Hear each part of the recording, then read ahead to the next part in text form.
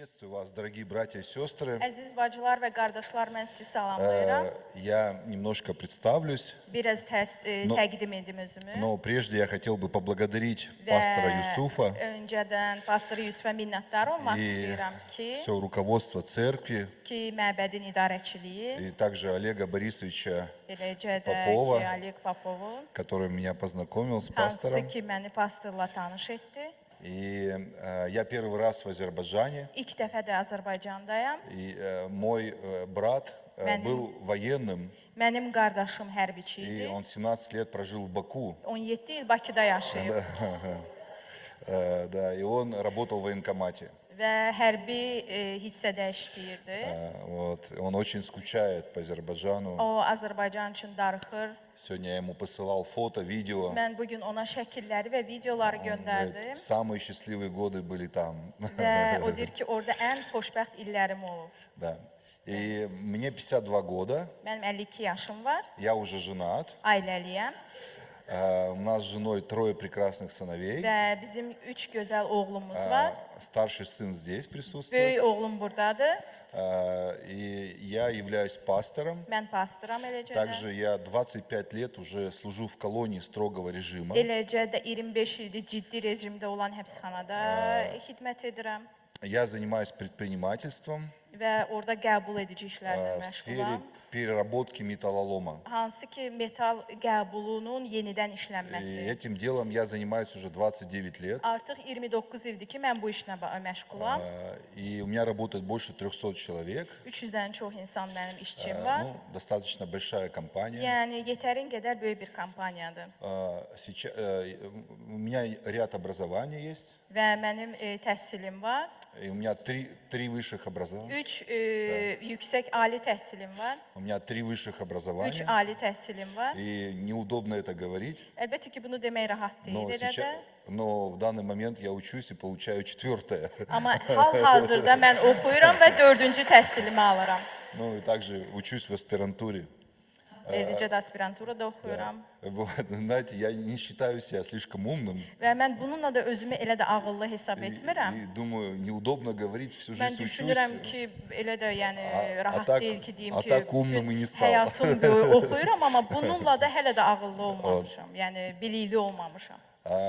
И я также занимаюсь благотворительной Eləcə də деятельностью. xeyriyyəçi işləri ilə məşğulam Ну, в процессе семинаров я немножко поделюсь об və этом. seminarın proseslərində mən bu haqda sizinlə bölüşəcəm. И также общественной деятельностью. Eləcə də ictimai Я fəaliyyət, вхожу в различные общественные советы, müxtəlif ictimai məsləhətlərə gedirəm, благотворительные советы. xeyirxah məsləhətlərə.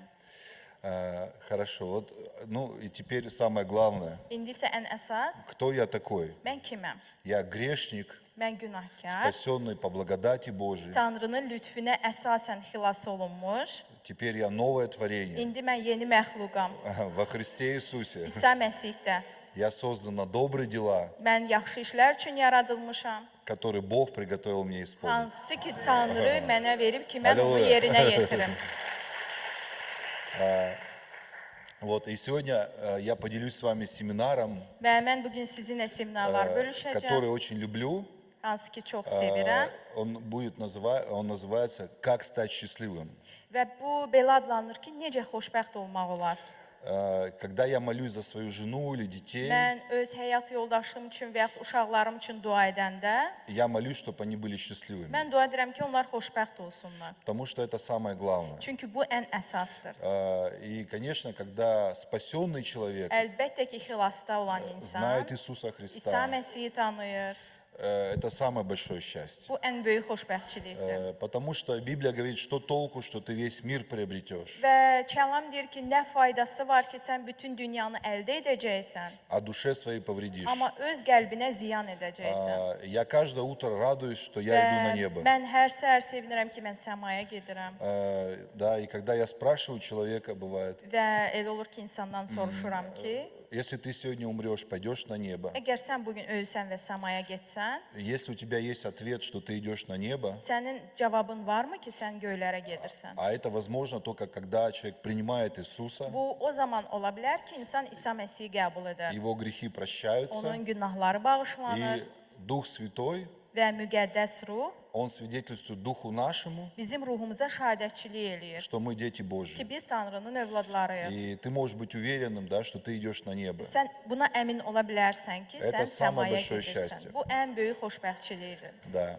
Но также нам нужно правильные действия иметь, Eləcə də bizim düzgün əməllərimiz, fəaliyyətlərimiz olmalıdır и чтобы быть счастливым. ki, biz xoşbəxt ola bilək. И я сегодня поделюсь с вами, Və bu gün sizinlə bölüşəcəm, что нужно добавить nəyi əlavə etmək или что olar нужно исключить, və yaxud nəyi oradan çıxartmaq olar чтобы вы stали ki, счастливыми. siz xoşbəxt ola biləsiniz.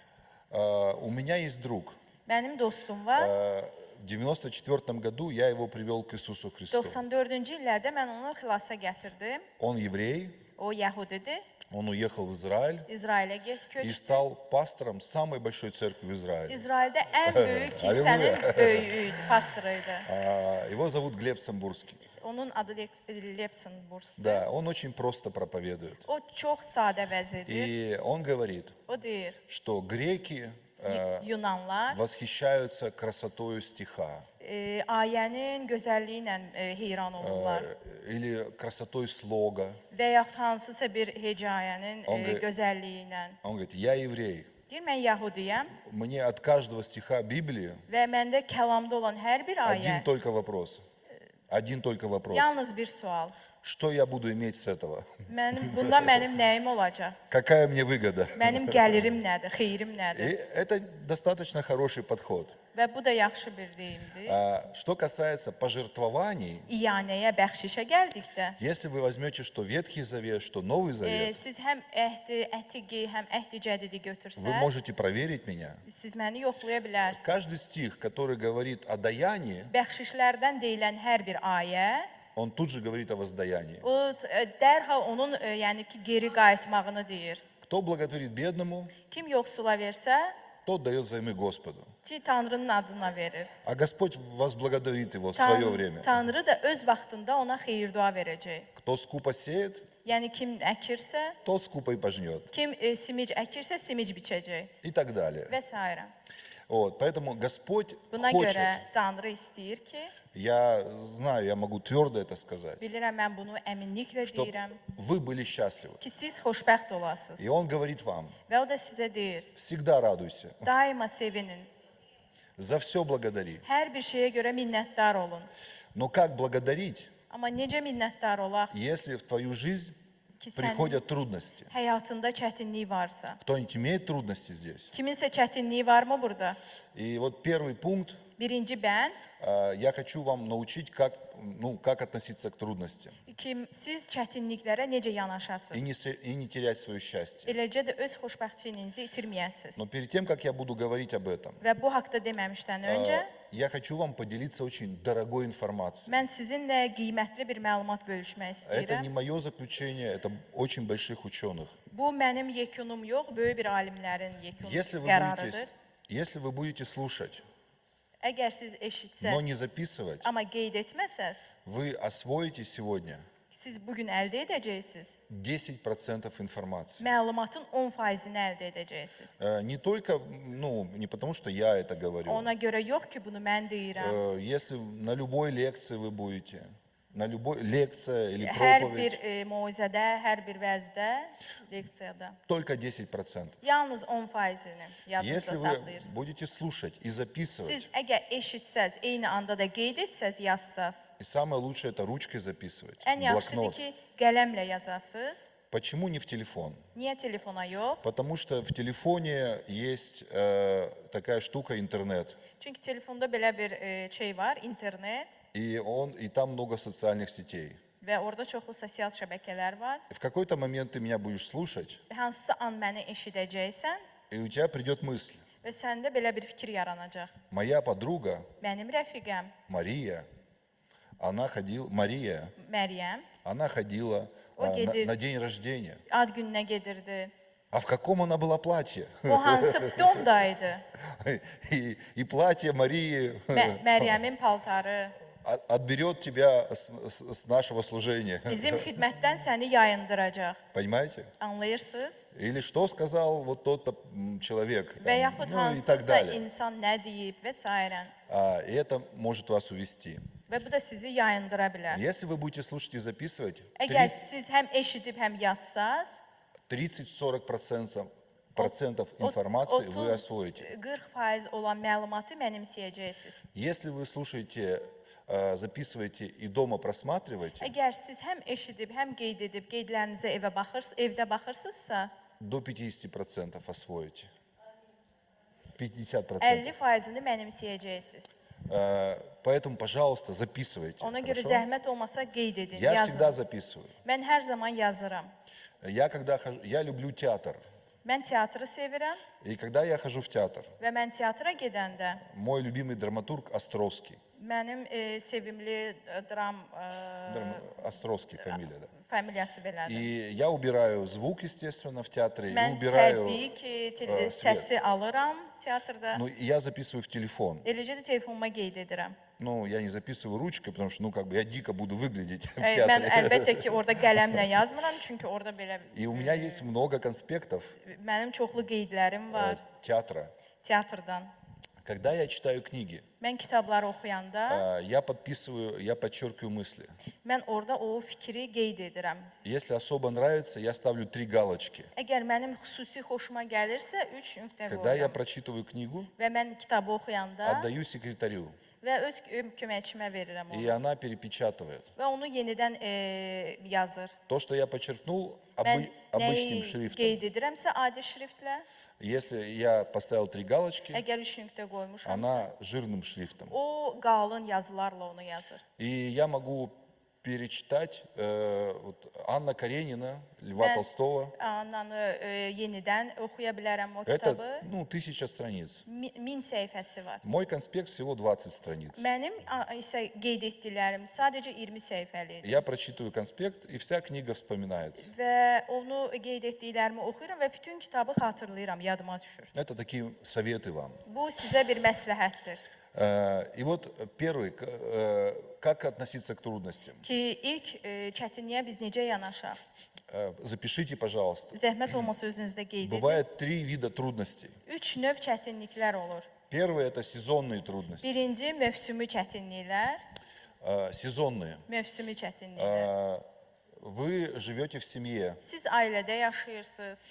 Мама, папа вам покупает джинсы, кроссовки, Ananız, atanız hansısa geyimi sizə alır.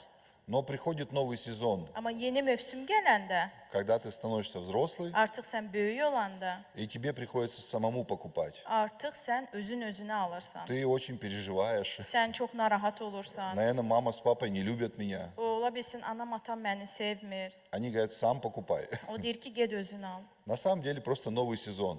Amma əslində yeni mövsümdür. Парень с девушкой встречаются, Oğlan və qız görüşürlər, живут со своей мамой, со своим папой. öz ana və ataları ilə yaşayırlar, И вот они вступают в брак, nigaha daxil olurlar, начинают вместе жить. birlikdə yaşayırlar. Новый сезон. Yeni mövsüm И başlayır много трудностей в və нем. çoxlu çətinliklər başlayır. Их надо проходить просто. Sadəcə bunlardan keçmək lazım. Это сезонные трудности. Bu mövsümi çətinliklərdir. Второе, есть ситуационные трудности, İkinci, ситуация. yəni vəziyyətlərin belə deyək çətinliyi var. Там, где я живу, у нас очень холодно. Mən harda yaşayıramsa orada çox soyuqdur.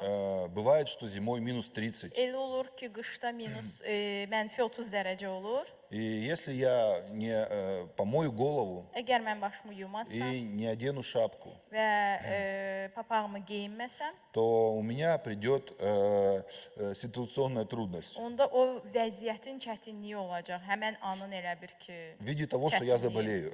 Belə çıxır ki, mən xəstələnəcəm. Или если вы не заплатите налоги, Və yaxud siz vergi ödəməsəz и придет ситуационная трудность və həmən o vəziyyətin çətinliyi в виде gələcək. коллекторов. Ну, кто Və коллекторы, да, oranın называются. belə desək Ну, işçiləri. то есть налоговая придет тебе и Yəni скажет, oranın işçiləri начнет gəlib арестовывать твое имущество и так sənin далее. mülkünə əl qoyacaqlar, Или belə kredit ты не desək, заплатишь. və yaxud sən hansısa bir kreditini ödəməsən. То есть это есть, то есть трудности ситуационные. Yəni bu vəziyyətlərin çətinliyidir. И есть трудности, которые Бог попускает. Elə çətinliklər də var ki, hansı ki bunu Tanrı icazə verir. Они называются уровневые трудности. Yəni səviyyəli çətinlik, belə desəm, mərhələli çətinlik. И Бог хочет поднимать тебя из веры в веры, Çünki Tanrı səni imandan imana qaldırmaq istəyir, из славы в славу. izzətdən izzətə. Он хочет, чтобы ты рос. O istəyir ki, sən И böyüyəsən. Он попускает уровневые трудности. Ona görə o səviyyəli, yəni mərhələli çətinlikləri buraxır sənin И həyatına. один из примеров ветхозаветный и один новый заветный я приведу вам. Əhd-i ətiqdə və əhd-i cədiddən sizə nümunə çəkəcəm. И я буду благодарен, если мне дадут русскую Библию еще. Rus Можно мне, Bibliyası у varsa, кого-то есть? verə bilsəz, Ну, sizə или, minnətdar olaram да. rus Просто dilində. я второй день в Азербайджане, я еще по-азербайджански плохо читаю. Вот, спасибо. Потом просто одно место мы прочитаем. Sadəcə bir yer oxuyacağıq. И вот я хочу первый пример, это Иосиф. İlk nümunəm bu Yusifdir, Yusif haqqında. Я люблю этого героя Библии. Mən Bibliyada olan bu qəhrəmanı sevirəm. Это ветхозаветный герой. Bu əhd-i ətiqdə olan qəhrəmandır. Он был 11-м сыном у своего отца. O atasının 11-ci oğluydu И он был любимым сыном. və sevimli oğluydu. И отец ему красивые одежды подарил. Və atası ona gözəl geyim bəxş etdi, И bağışladı. отец особенно к нему относился. Ona xüsusi yanaşırdı. Он был от любимой жены. O başqa Любимая жена. sevimli qadınından idi, xanımından Ну, idi. в то время было многоженство. Yəni o dövrdə çoxlu həyat yoldaşı olmaq belədir, xanımlıq olmaq var idi. И его братья ненавидели его. Və buna görə onun qardaşları ona nifrət edirdi. Ему как-то приснились два сна. Ona iki röya yuxu gördü Что и смысл этих снов был, что братья и отец və поклонились ему. onun yuxunun mənası odur ki, onun qardaşları ona səcdə edirdi. И он в простоте рассказал об Və этих снах. sadəcə təmizliyindən bu sözü qardaşlarına dedi, Они, röyasını. они еще больше его возненавидели. Onlar daha da ona nifrət etdilər. И как-то отец попросил отнести покушать Necəsə ataları istədi ki, ona yemək aparsın. там, где они пасли свой скот. Hansı ki, Его братья. öz sürülərini, yəni qardaşları öz sürülərini otarırdı. И они увидели его Onlar onu и gördülər. решили убить его. Qərara gəldilər ki, onu öldürsünlər. И бывает так, что кто-то и вас хочет убить. Və elə olur ki, sizi də kimsə öldürmək istəyir. Потом они его взяли, схватили и Onlar бросили onu götürdülər, в rov. quyuya atdılar Там написано, во рву в этом не было воды. və dedilər ki, həmən yazılıb ki, orada su yox idi. Вода – это прообраз жизни. O su həyat tərzidir. Мы бывает в таких ситуациях, Amma elə vəziyyətlər olur ki, где нету жизни. həyat yoxdur. Ты думаешь, почему это? Və sən düşünürsən ki, niyə belə Что я olur? такое сделал? Mən nə etmişəm? Я верю в Бога, Mən Tanrıya я хожу inanıram. в церковь, Mən kilsəyə gedirəm. я не грешу. Mən günah Но işlətmirəm. трудность приходит какая-то. Amma çətinliklər Серьезная gəlir. трудность. Yəni ciddi çətinliklər baş verir. Потом его взяли и продали. Sonra onu götürüb satdılar. Его родные братья. Onun doğma qardaşları Он видел, как они получают 20 серебряников. və onu 20 gümüş pula satdılar. И его увезли, Onu apardılar. сняв с него красивую одежду. Onun gözəl libasını ondan çıxarıb Они убили овечку o quzunu öldürdülər и смазали кровью. və həmən geyimi quzunun qanını ora И çəkdilər пришли и наврали своему отцу. və gəlib atasına göstərdi, dedilər o qanlı paltarı. Да. И отец очень плакал, Və atası çox ağladı. и долгие годы он не мог утешиться Uzun müddət o təsəlli tapa bilmirdi. от этого большого горя. Yəni bu böyük bir kədərdən. Но написано дальше, что Иосиф, который приводят в Египет, Və sonra yazılıb ki, hansı ki Yusifi Misirə gətirirlər. он становится в доме Патифара руководителем. O Patifarın evində idarə edici işlərlə məşğul olur. И в том месте Писания, там Да. есть удивительные слова. Həmən ayədə möhtəşəm sözlər var. Бог был с Иосифом. Tanrı Yusiflə birgə idi. Это трижды написано в Библии. 3 dəfə yazılıb Bibliyada. Когда я читал это, думаю, как Бог с Иосифом? Mən oxuyanda ki, düşünürdüm, necə Tanrı Yusiflə ola bilər? Его продали, Onu satdılar, его предали. satdılar onu. Он раб. O kölə idi. Пусть в доме у начальника телохранителей, və o rəisin evində hansı ki can но все güdən. равно он раб.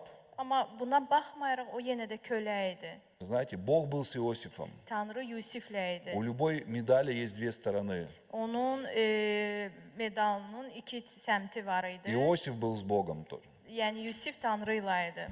В испытаниях это очень важно. Sınaqlarda bu çox vacibdir Останься с Богом. ki Tanrı ilə olmaq. Он тебя любит. Tanrı səni sevir. Он хочет поднять тебя. Tanrı səni qaldırmaq istəyir. Просто потерпи. Sadəcə səbr et. Не теряй свое счастье. Öz xoşbəxtçiliyini Не itirmə. теряй свою радость. Öz sevincini itirmə. И далее происходит то, что жена Патифара, она Sonra- начинает приставать к нему. Elə olur ki, Patifarın həyat yoldaşı ona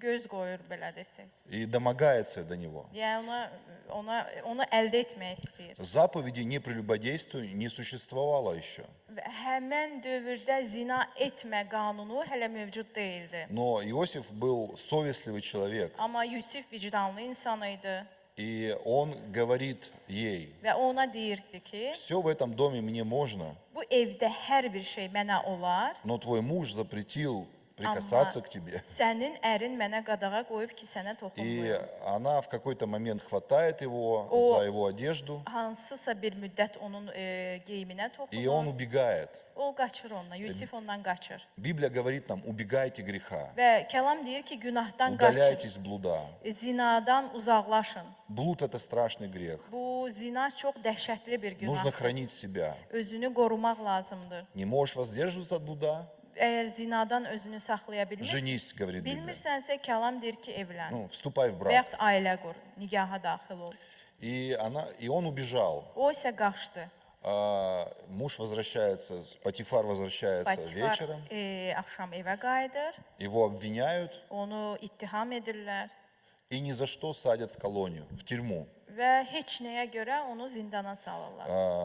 И как-то в колонии, где я служу, Hansı ki, mən xidmət etdiyim zindan один зэк, və orada olan həbsxanada On сказал- olanların biri, dustaqların biri. я не спрашиваю здесь, за что ты здесь сидишь. Mən deyir, soruşmuram, sən niyə görə burada yatırsan? Потому что кого не послушаешь, все сидят ни за что. Əgər orada zindanda qulaq assan, hamı deyir ki, mən heç nəyə görə yatıram. Это есть такое. Yəni o belə bir şey var. Но Иосиф реально ни за что сидел. Amma Yusif həqiqətən də heç nəyə görə zindanda И он idi. более 10 лет сидит в тюрьме. Və 10 ildən də belə desək artıq zindanda əyləşir. И опять Слово Божие говорит: Бог был с Иосифом. Və yenə Tanrının kəlamı deyir ki, Tanrı Yusiflə idi.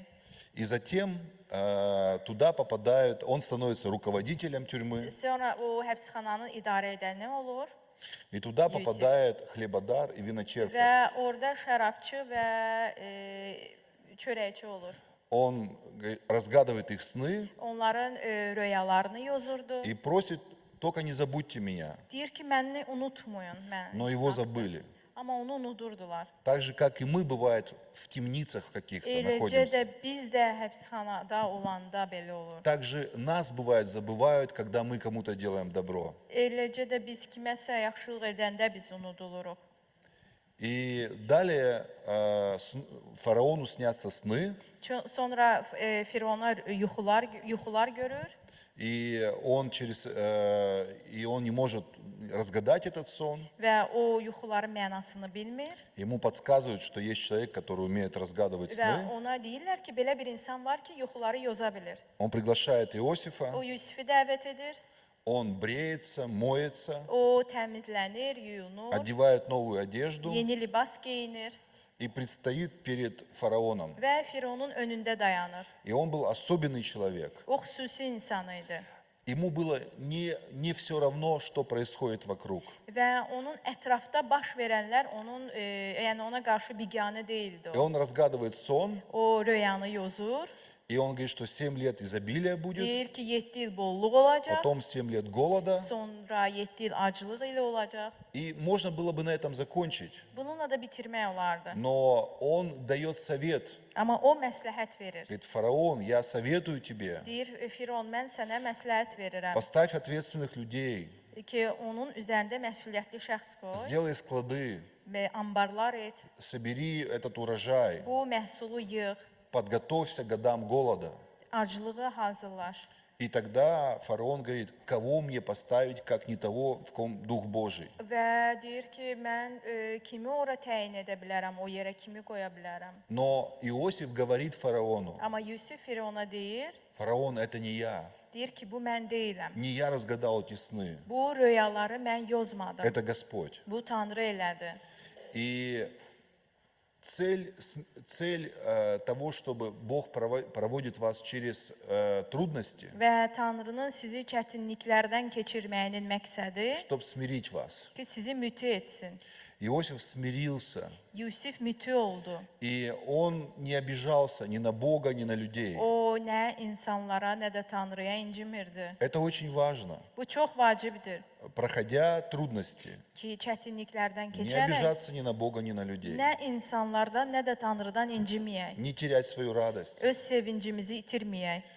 И его из türmы ставят премьер-министром Və onu zindandan, belə desək, baş nazir самой qoyurlar. могущественной страны. Ən qüdrətli ölkənin. Если бы он не прошел дом Патифара, Əgər o Patifarın evindən keçməsəydi, эту тюрьму, o zindandan, то в возрасте 30 лет o 30 il он ərzində не смог бы стать таким сильным лидером. o güclü lider ola bilməzdi.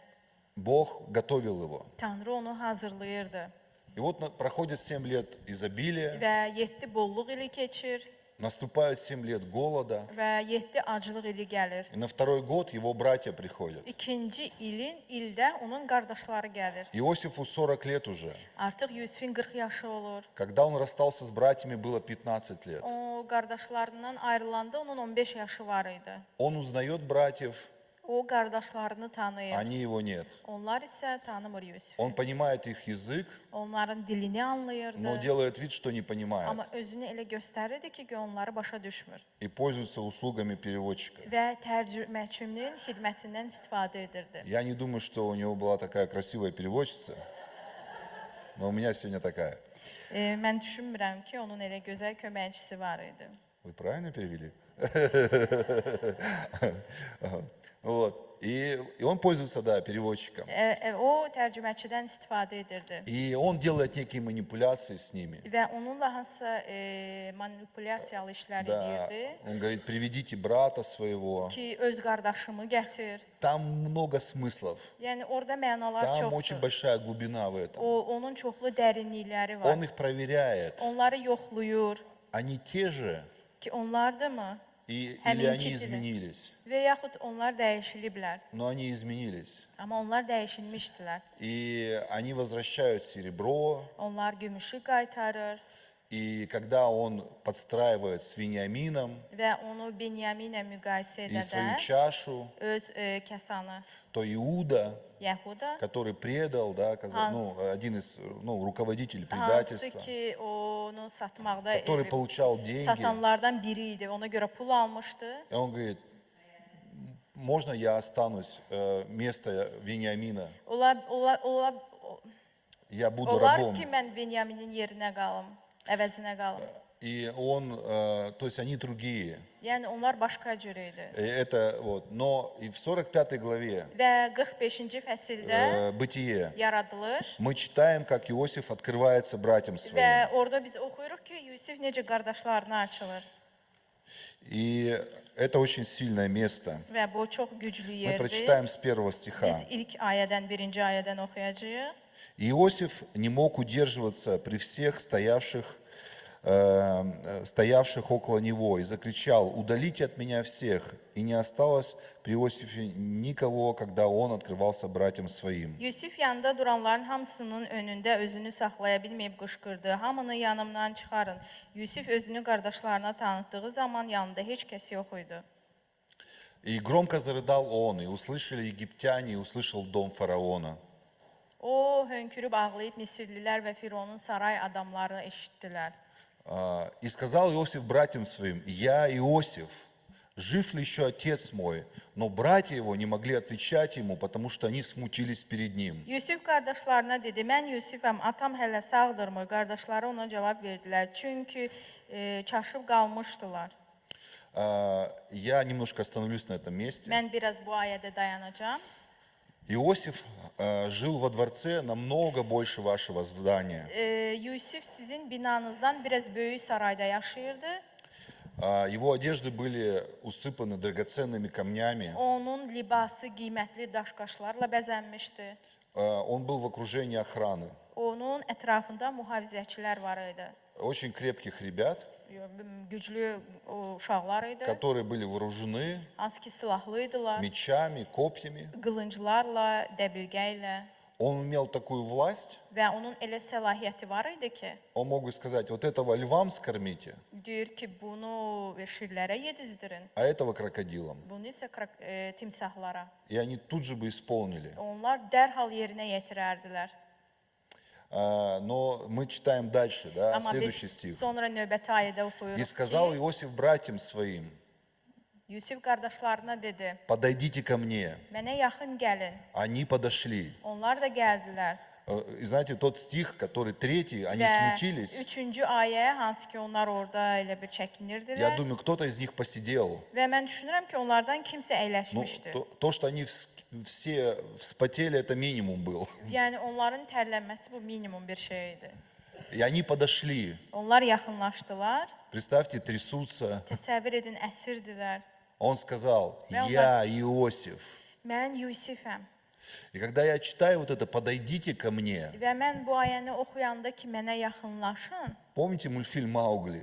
Mauqli kinosu yadınızdadır. И там, подойдите ко мне, бандерлоги. Deyir ki, mənim yanıma gəlin. Это К, да, такой К, и это звали Yani змея, удав. orada olan personajın adıydı. И он говорил это обезьянам в этом мультфильме. Onu meymuna deyirdi. И они вот так kinoda. медленно подходили к нему в том Onlar мультфильме. da ehramca ona yaxınlaşırdılar. И он говорит, подойдите ко мне. Они подошли, он сказал, Onlar deyir ki, yaxınlaşın представьте mənə. его слова, я Иосиф, Deyir ki, mən Brat Yusifəm, vaş, sizin qardaşınız, которого вы, hansı ki prodali в siz Египет. Misirdə satmışdınız. я думаю, человек 5 в обморок упало. Mən düşünürəm ki, insan ürəyi gedərdi. Но и когда я первый раз читал это Amma место, ilk dəfə mən bu ayəni oxuyanda, и я прямо предвкушал, yəni belə desəm ki, sınağa я думаю, çəkilirdim. сейчас он их порвет, Dedim ki, indi onları parçalayacaq. сейчас он им отомстит по полной. İndi necə lazımdır onlardan intiqam И alacaq. когда ты это читаешь место, по тексту вроде должно быть так. Sən hərdən bu mətndən oxuyanda düşünürsən ki, bu belə olmalıdır. Но Иосиф был Божьим человеком. Amma Yusif Tanrı adamı idi. Он понимал, что Бог попускает трудности. Və o bilir ki, Tanrı çətinliklərə Он imkan понимает, verir. что были ситуационные O трудности. bilirdi ki, həmən vəziyyətlərin çətinliyi olur. И у Иосифа уже родился Манасия. Və artıq Yusifdə Manase Ты скажешь, при чем тут это? dünyaya gəlir və В Библии написано, у него родился сын və Манасия. sən deyə bilərsən ki, bunun nə dəxli var? Kəlamda yazılıb ki, onun oğlu dünyaya gəlir И Бог дал забыть ему свое прошлое. və Tanrı ona imkan verir ki, o öz keçmişini unutsun. И его брат, Да. его отец Və onun atası Яков, Yaqub он когда примирялся со своим братом Исавом, və İsavla öz qardaşları он видел, olanda. как его дядя простил его отца. Və o görmüşdü ki, necə onun dayısı onun atasını bağışlamışdı. Нам важно молодому поколению показывать правильный пример. Və bizə vacibdir, biz də gənc nəslə nümunə göstərək. И читаем 5 стих. Və 5-ci ayəni oxuyaq. Сейчас, да. «Но теперь не печальтесь и не жалейте о том, что вы продали меня сюда, потому что Бог послал меня перед вами для сохранения вашей жизни». İndi məni buraya satdığınız üçün kədərlənməyin, təəssüflənməyin. Çünki Allah həyatınızı qorumaq üçün məni sizdən qabaq buraya göndərdi.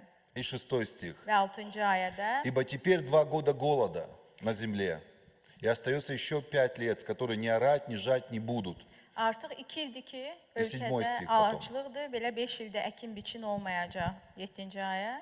«Бог послал меня перед вами, чтобы оставить вас на земле и сохранить вашу жизнь великим избавлением. Allah məni sizdən qabaq buraya göndərdi ki, sizi yer üzündəki saxlasın və böyük bir qurtuluşa həyatınızı qoyursun. Если посмотреть на жизнь Иосифа, Əgər Yusifin həyatına на все baxsaq, эти трудности, bütün bu çətinliklərdə, в человеческом понимании, yəni insani он должен был быть anlayışla, депрессивным, o depressiyalı olmalı он idi. должен был быть очень подавленным человеком, O çox təzyiq altında olan bir Очень insan nişastным olmalı idi. человеком. Çox bədbəxt insan olmalı но не idi. Иосиф. Amma Yusif yox. Он понимал, что Бог проводит его через испытания. Anlayırdı ki, Tanrı onu bu sınaqlardan keçirəcək.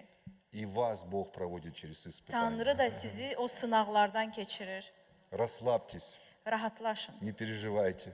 Narahat olmayın. Все будет очень хорошо. Hər şey çox yaxşı olacaq. Даже лучше, чем вы думаете. Hətta sizin düşündüyünüzdən də yaxşı olacaq. Аллилуйя.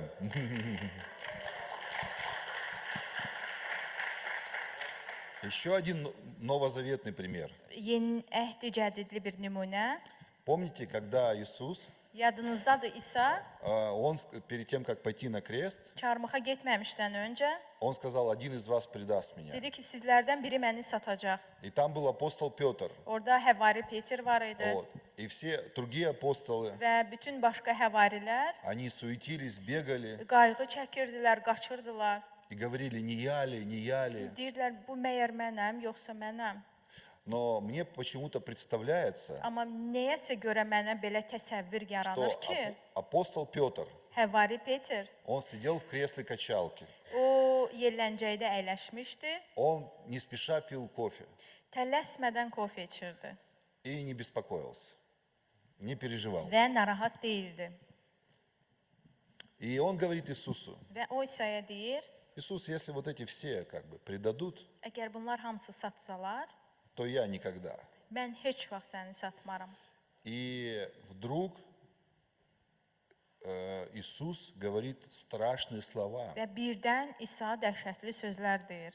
Он говорит, говорю тебе, Петр, Deyirəm ki, sənə Peter, сегодня bugün не пропоет петух xoruz дважды, 2 dəfə banlamamışdan как ты трижды öncə отречешься от sən меня. 3 dəfə məndən imtina edəcəksən. Когда я прочитал это место Писания, Mən bu ayəni oxuyanda много лет illər, çoxlu illər у меня был большой вопрос. məndə böyük bir sual yaranırdı. Потому что Иисус и Петр, Çünki İsa və Peter они были друзьями. dost idilər. Когда Иисусу было 30 лет, İsa'nın 30 yaşı olanda Петру было 33 года. Peterin isə 33 yaşı var idi. Всем остальным апостолам не было 20 лет. Və qalan həvarilərin isə heç 20 yaşına. Иоанну было лет 14. Yəhyanın 14 yaşı И он по возрасту был близок. və Petr. o yaşına görə Peter daha yaxın idi ona. Я думаю, если бы я был бы на месте Иисуса, Mən düşünürəm ki, əgər mən İsa'nın yerində olsaydım, я бы сказал бы Петру, mən Peterə deyərdim, Петр, Peter, у тебя сегодня может быть проблема. sənin bugün ola bilsin problemin olacaq.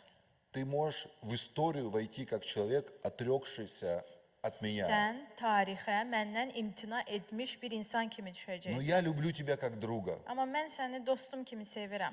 И поэтому возьми свою кресло-качалку. Ona görə o yerlənən stolunu И кофе götür, тоже можешь взять. kofeni də götürə bilərsən. У меня оттуда Mənə oradan донесли, çatdırdılar. что ты можешь отречься. Sən imtina edə bilərsən. Поэтому, пожалуйста, Buna görə zəhmət olmasa, спустись в подвал. podval. padvala düş, Пережди сутки. zirzəmiyə düş və orada И в Библии будет другая bir sutka история. gözlə.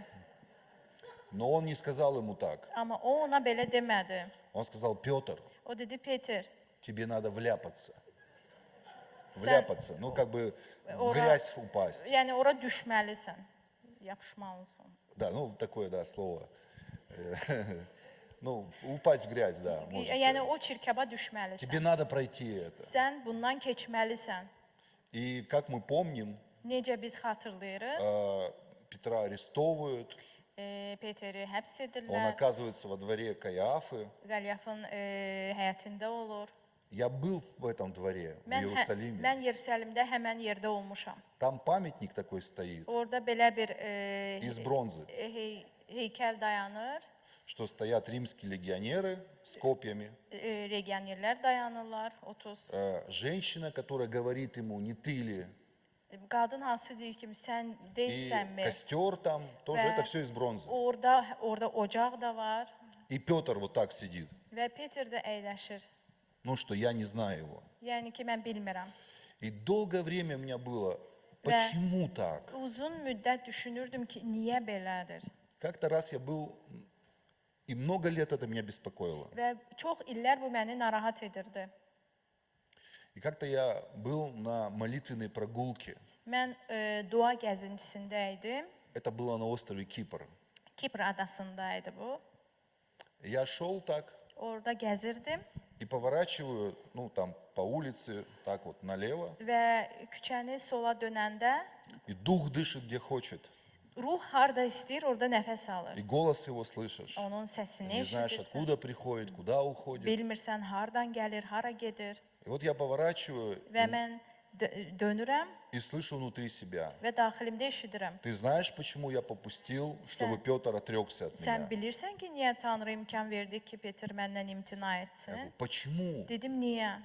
Я говорю, меня этот вопрос всегда волновал. Deyirəm ki, bu sual həmişə məni narahat edirdi. Он говорит, когда он третий раз отрекся от меня, O üçüncü dəfə məndən imtina edəndə мы встретились с ними глаза в глаза. biz onunla göz-gözə görüşdük. Он горько заплакал O çox kədərli ağlayırdı и ушел. və getdi.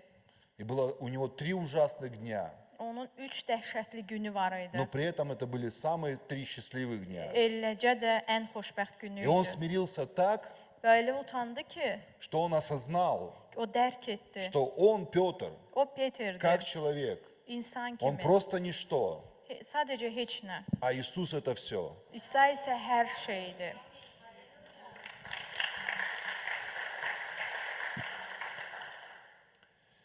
И благодаря этому глубочайшему смирению, Və bu dərin mütüyə minnətdar olaraq после того, как Иисус вознесся на небо, İsa səmaya qalxandan sonra Петр стал во главе церкви.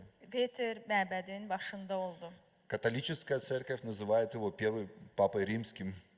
Katolik məbəd onu ilk Roma atası adlandırır. И Петр был настолько смиренным, Peter o dərəcə mütü idi ki, и на нем была такая особая благодать. onda xüsusi bir lütf var idi. Он в этом глубочайшем смирении, Və o həmən mütülükdə он просто заходил в города. şəhərlərə gedirdi. Ему даже не надо было касаться людей. Hətta ona lazım deyildi ki, o insanlara toxunsun. Просто даже кто попадал в его тень, Sadəcə kim onun kölgəsinə Они исцелялись düşsə от belə всех болезней. bütün xəstəliklərdən şəfa alırdılar. ни у кого, как кроме Петра, такого не было. Peterdən savayı heç kimdə belə olmamışdı.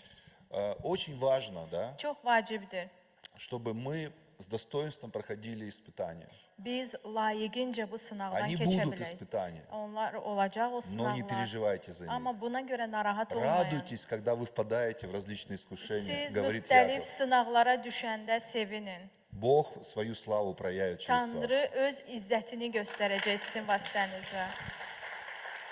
Второй момент. Вы İkinci не an, устали? siz yorulmadınız. Да, у нас еще 2 урока сегодня будет. Вот. İki dərs olacaq. И второй момент. Запишите, пожалуйста. Qeyd edin zəhmət olmasa. Так называется Belə adlanır. «Сел не на свой корабль». Öz gəmimə əyləşmədim. Я сейчас объясню, о чем я. Mən indi izah edəcəm ki, nə haqda deyirəm.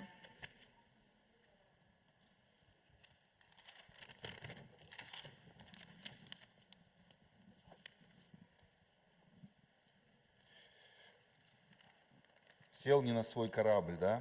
Öz gəmimə əyləşmədim. И мы читаем, ну, в книге Ионы, да, книга Ионы есть такая. Она очень важная книга, ветхозаветная книга. Çox ətikdə olan bir kitab, çox vacib kitabdır. Yunus.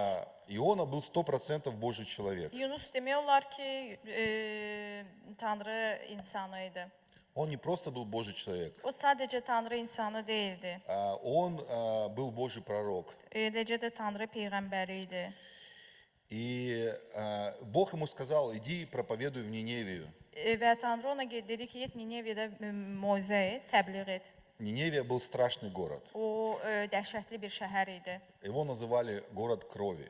Qan şəhəri adlandırırdılar həmin şəhəri. Ниневитяне были самые такие жестокие воины. Ən qəddar döyüşçülər idi, belə desək. Они брали в плен, да, человека İnsanı əsir götürürdülər и могли отдать пленника 12-летнему ребенку, və 12 yaşlı uşağı əsir verə который bilərdilər. пытал этого пленника. Hansı ki işgəncə Он отрезал vermişdilər ему пальцы. və barmağını qoparırdılar. И, воспитываться с детства такими быть жестокими. Yəni uşaqlıqdan belə tərbiyələndirirlər ki, qəddar olmağı. И они привязывали человека за ногу İnsanın ayaqlarını bağlayırdılar, и таскали его по улицам. küçədən sürüyürdülər. Человек умирал, İnsan но его все ölürdü равно таскали, və ona baxmayaraq пока yenə də вся onu кровь из него не вытекала. sürüyürdülər, yəni bütün qanı И там можно çıxmayınca. было легко подскользнуться, Və orada asan sürüşmək потому что olardı. все, многие улицы были в крови. Çünki çox küçələr qan içində idi. Жестокие люди.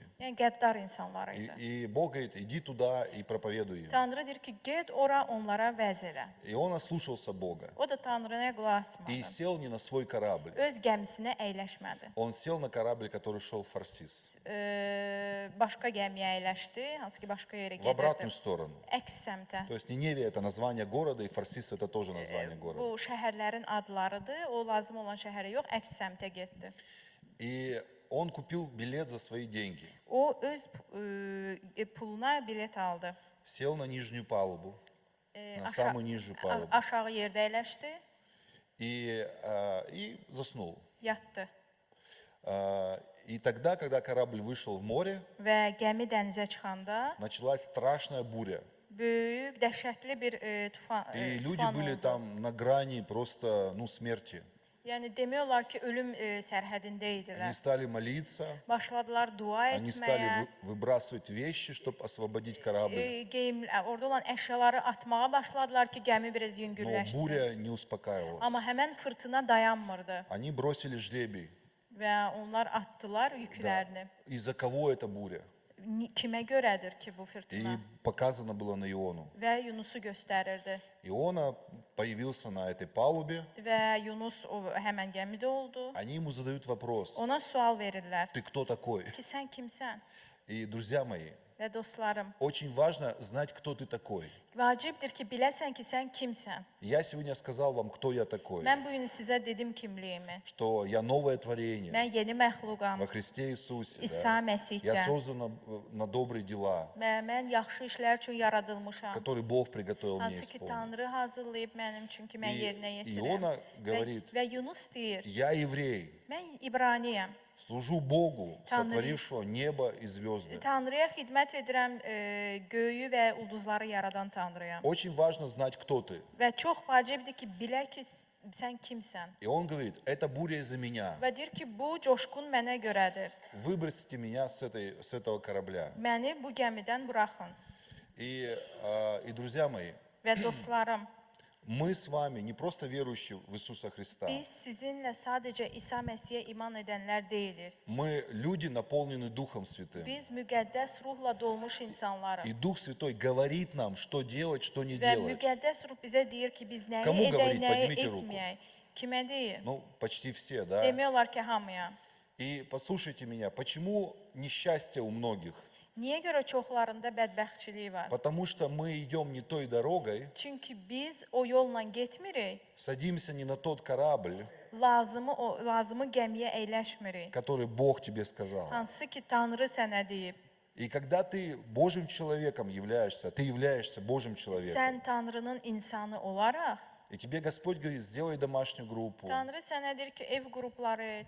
или Он говорит тебе: иди бедных корми на Və улице, yaxud deyir ki, get küçədə acıları или yedirdir. Он тебе говорит: не уезжай в другую страну, Və yaxud sənə deyir ki, başqa ölkəyə getmə. или не иди на эту работу, Və yaxud bu işə getmə. или не вступай в брак за этого Bu человека. insanla nigaha Он много daxil чего olma. говорит. O çox şeylər deyir.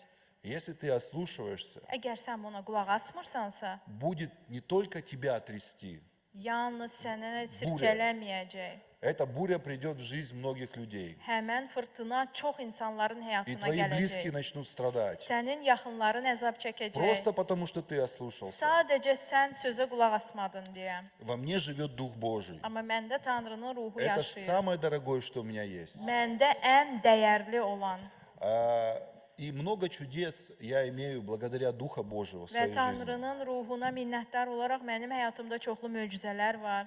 Бог исполнил почти все мои мечты. Demək olar ki, Tanrı mənim bütün arzularımı yerinə Я yetirib. очень счастливый человек. Mən çox xoşbəxt insanam. Ты спросишь, почему? Deyə bilərsən, niyə? Я очень сильно слушаюсь Духа Святого. Mən müqəddəs ruha çox güclü qulaq asıram. Я вообще странный. Mən ümumiyyətlə qəribəyəm. И я служу в тюрьме. Zindanda xidmət edirəm. Я много лет служу бомжам. İllərdir səfirlərə xidmət edirəm. И наша семья, мы содержим дом. Bizim ailəmiz ev tutur. Это не один дом. Yəni bu bir ev deyil. У нас живет 93 человека. 93 nəfər yaşayır bizdə. Увеченных, слепых, хромых, лежачих, инвалидов. Əlillər, körlər, yəni müxtəlif xəstəlikləri olanlar. Я потратил на это много миллионов. Mən onlara çoxlu milyon sərf etmişəm. Почему я это делаю? Niyə görə bunu edirəm? Господь мне сказал. Tanrı mənə deyib. Почему я служу в тюрьме? Niyə mən həbsxanada xidmət edirəm? Господь меня туда послал. Tanrı məni ora göndərib. Он дал мне любовь к заключенным. O mənə orada On olan dal мне məhbuslar любовь бомжам. arasında sevgi verib, səfirlərə qarşı sevgi verib. Мы kормим сотни людей. Biz yüzlərlə insanı qidalandırırıq. Я пастор цыганской церкви. Mən Çıqan məbədinin pastoruyam. У меня есть русская церковь Mənim Rus məbədim var и есть цыганская церковь. və Çıqan məbədi var, belə desəm. И как-то я летел на самолете Bir dəfə mən təyyarədə uçanda и слушал цыганское прославление. və onların izzətləndirməsinə qulaq asdım И Бог проговорил мне: və Tanrı mənə dedi, я dал тебе материнскую слепую любовь к цыганскому народу. mən sənə Tanrıdan sevgi verdim o həmin Çıqan xalqına qarşı.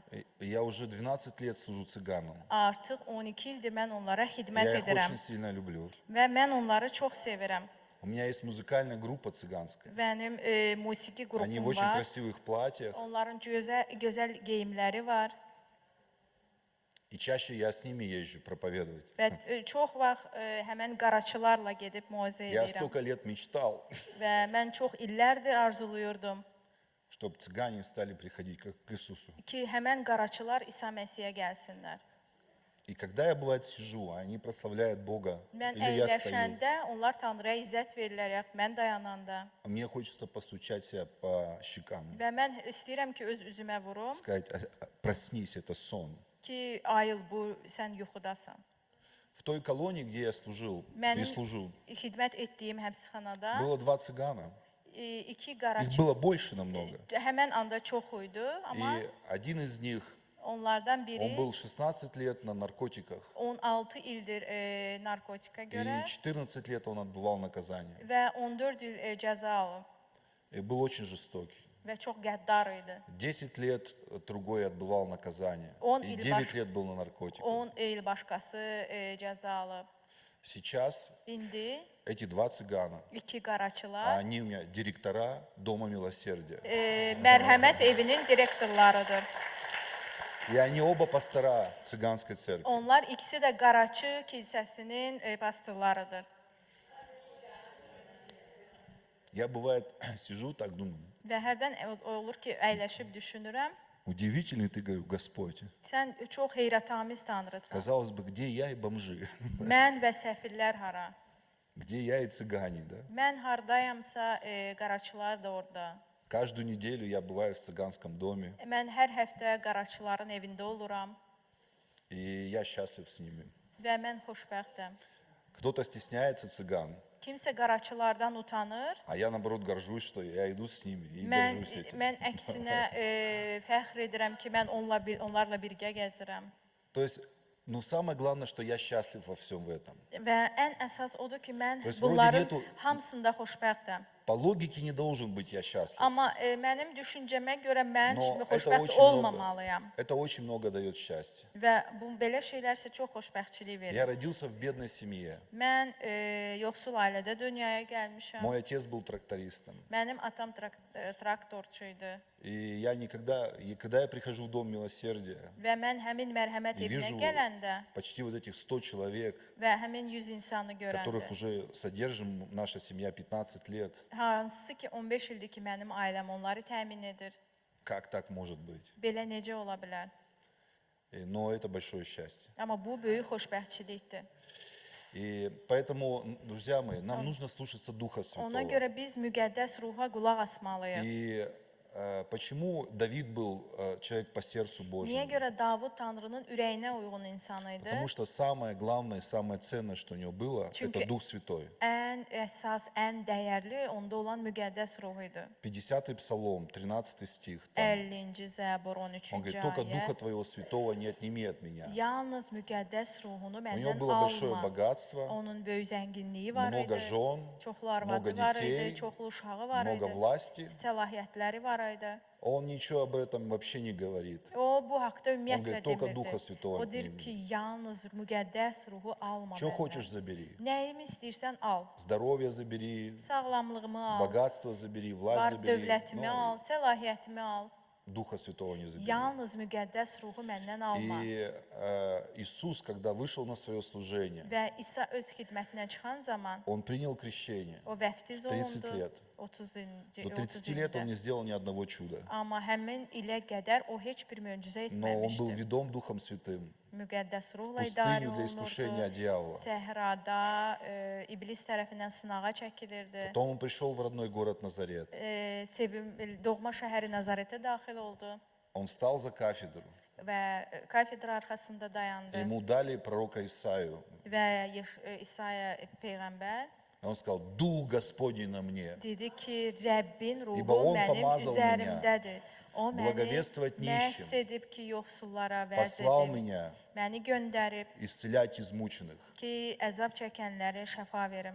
Мы должны также говорить, как Иисус. Biz də İsa dediyi kimi deməliyik. Мы должны быть людьми Духа Святого. Biz müqəddəs ruhun insanları olmalıyıq. И апостолы были людьми Духа Святого. Və həvarilər müqəddəs ruhun insanları idi. Их избили, посадили в темницу, Onları döyürdülər, həbsxanaya а мы salırdılar. читаем, Amma biz они песни поют. biz belə hesab edirik ki, onlar nəğmə oxuyurlar. Их избили, когда Петра, и они в 4 главе там, да, описывается, они идут в деяния Orada həvarilərin işləri 4-cü fəsildə и qeyd olunur радуются, что за имя Христа, ki, onlar sevinirdilər ki, что они пострадали. İsa Məsihin adına görə əzab çəkirlər.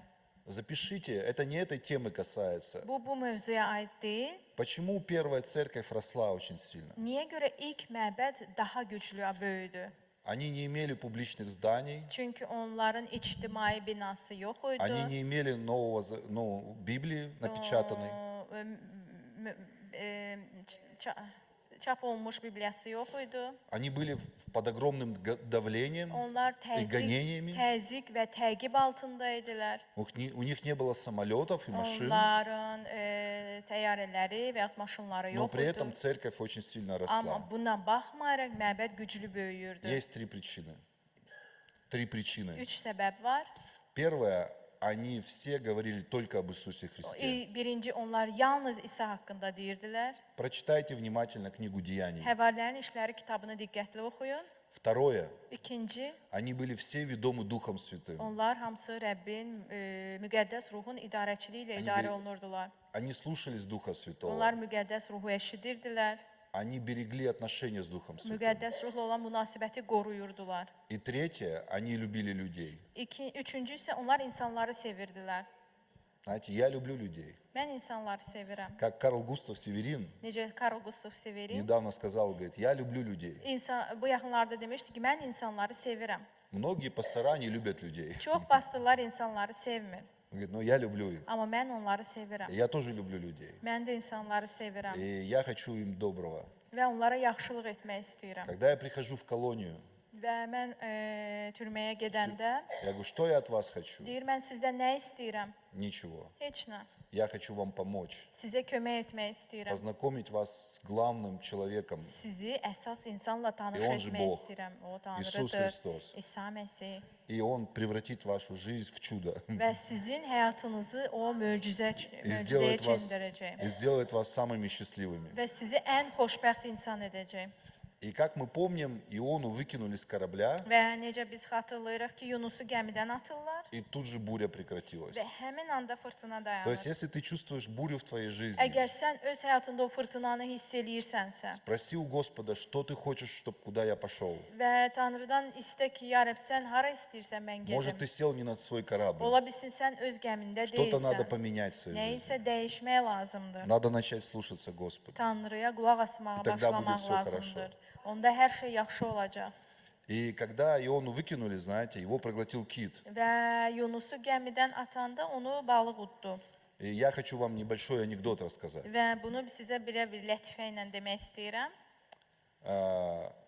Советский Союз, когда был, Sovet İttifaqı dövründə то нельзя было верить в Бога. Tanrıya inanmaq olmazdı. И в одной школе, Məktəblərin birində, в одном классе bir sinifdə училась девочка. bir qız oxuyurdu. И ее звали Таня. Adı Tanya И idi она была баптистка.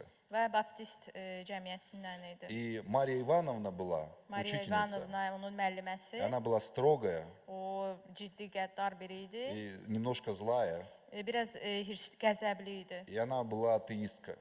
Və не верила в Бога. Tanrıya iman etməyənlərdən idi. И Танечка ей не нравилась. Və Tanya da onun xoşuna И gəlmirdi. она постоянно ее чем-то, как цепляла. Hər dəfə ona ilişirdi, belə demək olar ki. И как-то она ведет урок, Мария Ивановна, O həmən müəllimə dərsini aparırdı. и говорит: дети, Deyir ki, uşaqlar, в Библии написано неправда. Bibliya düzgün yazılmayıb.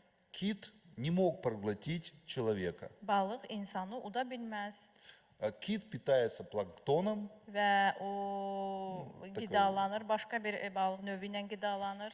и он не mог проглотить человека. Və o insanı uda bilməz. И она говорит: правда, Танечка? Deyir Tanya, düz deyirəm.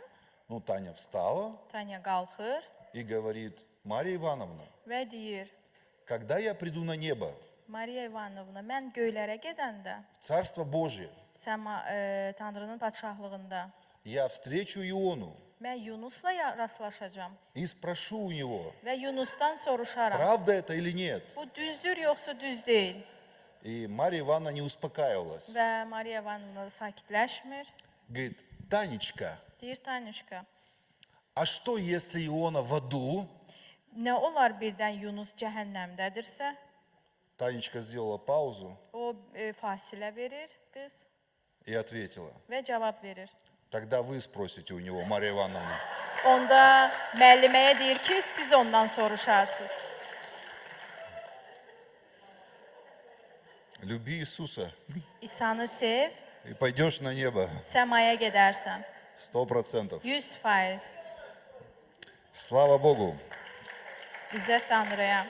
Хорошо, давайте дальше идем. İrəli gedək. Запишите. Qeyd edin. Не разрушай ограду вокруг себя. Öz ətrafında olan sərhədləri dağıtma. Не разрушай ограду вокруг себя. Öz ətrafında sərhədləri dağıtma. Написано, Yazılıb. читаем, Экклезиаст, 10 глава, 8 стих. Vaiz 10-cu fəsil 8-ci ayədə. Экклезиаст, 10 глава, 8 стих, но мы не весь, не весь стих. Yəni bütün ayə yox. Кто копает яму, кто копает яму, тот упадет в нее. А кто разрушит ограду, того ужалит змей. Quyu qazan içinə özü düşsə bilər, divar sökəni ilan sanca bilər. И вот мы посмотрим, кто разрушит ограду, того ужалит змей. Və divar sökəni ilan sanca bilər. Как вы понимаете, змей это прообраз дьявола, Və знаете? siz ilan burada iblisin sürətidir belə, yəni təsviridir. В Эдемский сад Eden он bağında пришел как змей, да? o ilan kimi gəlmişdi. И помните, Библия нам говорит, что ангелы Yadınızdadır Божьи, ki, Bibliya bizə deyir ki, Tanrının mələkləri ополчаются ətrafında вокруг боящихся Господа. Tanrını, yəni qorxan Tanrıdan qorxan. Недавно один пророк мне сказал, Bu yaxınlarda bir peyğəmbər mənə dedi, можно я за тебя помолюсь? olar ki, mən sənin üçün dua edim. Я говорю, да, пожалуйста. Deyirəm, hə, buyur. Он stал молиться за меня. O mənə görə dua etdi. И он говорит, брат Сергей, Deyir ki, Sergey qardaş, вокруг тебя sənin ətrafında такое огромное количество ангелов, elə böyük, elə çox mələklər var. я никогда не видел ни вокруг никого. Heç kimin ətrafında bu qədər mələk görməmişdim. И эти ангелы, Və həmin mələklər они приносят тебе много хлеба. sənə çoxlu çörək gətirir. И ты раздаешь. Ну, поняли, да? Anladınız. И ты раздаешь его. Və sən də onu paylayırsan, И ты раздаешь его. paylayırsan. И я их не вижу. Mən onları görmürəm. Один раз я встретился с ангелом. Bir dəfə mən mələklə Ну, это qarşılaşdım. отдельная история. Yəni, bu ayrı bir hadisədir. Вот. И помните книгу Иова? Əyyub kitabı yadınızdadır. Когда дьявол пришел, да, и написано к Богу там, да, İblis gələndə yazılıb ki, Tanrının написано, пришли yanına. сыны Божьи, пришел дьявол. Tanrının övladlarının yanına iblis gəldi. Почему дьявол не сын Божий? Niyə görə iblis Tanrı oğlu deyil? На основании Библии Kəlam əsasında сказано, belə deyilir. что если сын пьяница, непослушен своему отцу, матери, Əgər oğul öz valideynlərinin sözünə и qulaq он asmırsa, буен, не слушается, yəni itaətli deyilsə, qulaq asmırsa, приведи его к старейшинам. ağsaqqalların yanına Если он не gətir. вразумится, Əgər dərk etməsə, выведи его за стан onu çıxart cəmiyyətdən, и убейте его камнями. onu daşlarla öldürün. Сын это тот, кто послушан отцу и матери. Oğul o kəsdir ki, ata və anasına qulaq asır. Мы еще об этом подробно поговорим. Bu haqqda biz daha ətraflı danışacağıq. И дьявол, он переводится как противящийся Богу. Yəni iblis belə tərcümə olunur ki, Tanrıya qarşı çıxan. Слово дьявол переводится противящийся Yəni Богу. tərcüməsi Tanrıya qarşı çıxan. Вот.